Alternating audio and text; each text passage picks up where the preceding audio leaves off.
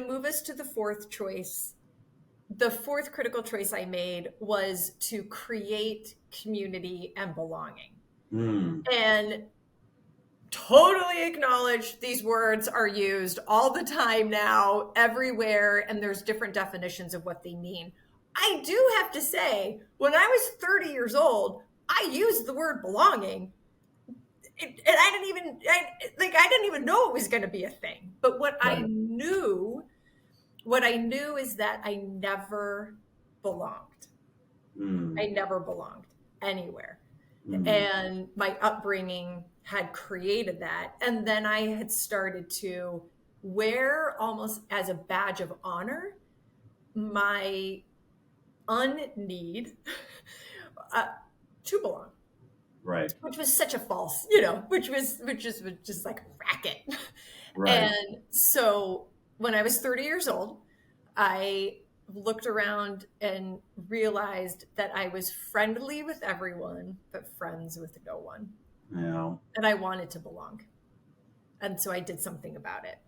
And so, all joking aside, the idea of creating belonging for ourselves, and now for me, creating belonging for those around me is very critical and central to who I am.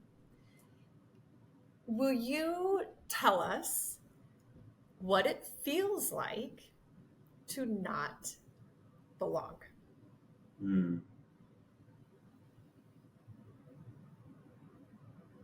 Well, I think I could sort of, the way I might come at this is years of feeling like an imposter was probably the way I kind of come at not belonging, right? Because I can remember people thinking that I was more capable, or that I was surely an expert. For example, let's just pick technology and all things in that, right? Because I have been very much involved in the whole digital revolution for many years now. I can't believe it, decades now. And yeah, but I didn't feel like that I was particularly expert. I remember getting asked to join a couple of boards, and I'm like, oh, you don't want me on your board. I don't belong,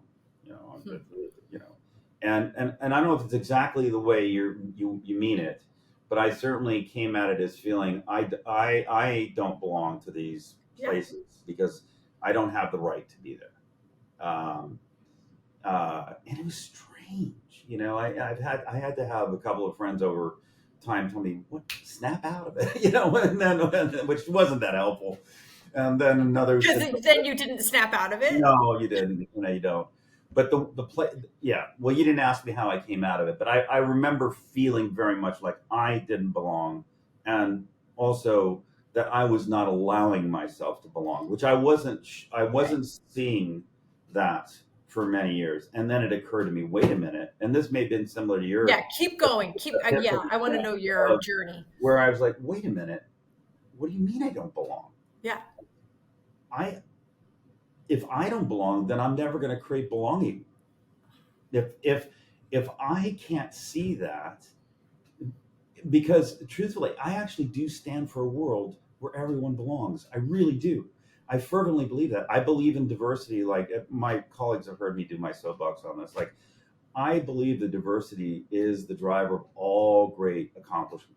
Diversity of thought, diversity of gender, diversity in all its dimensions. Diversity of experience. Diversity of experience, all these things, right? Because I've learned that through life and so, but if you follow that through, right? Follow that through line, the only way that works is if you believe everyone belongs, that they have a right to be in the room, right? And that they should all feel permission to participate in whatever it is we're doing. It could be building a new business. It could be building a new product. It could just be there in community, around, the school board, or it could be all kinds of different things, right?